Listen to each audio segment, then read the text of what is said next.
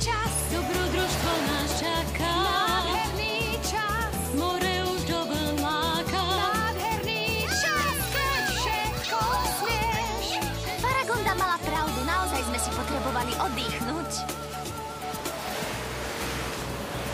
Áno, je to príjemný pocit byť ďaleko od Darkara a jeho hrozných plánov a ocitnúť sa uprostred nádhernej prírody. Červená mi pristane, cítim sa ako plavčička. Čo povieš? Áno, sú super.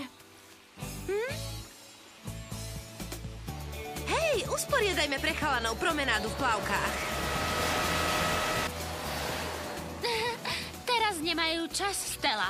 Jej! No áno, keby tak zliezli z tých skútrov a venovali sa chvíľu aj nám.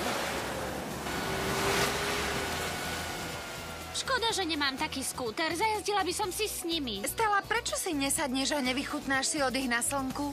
Áno. Nie sú tu žiadne obchody, chalanov nezaujímame a pozri, Tekna si neobliekla plavky. Nechcem sa opáliť, tak prečo by som mala byť v plavkách? No dobre.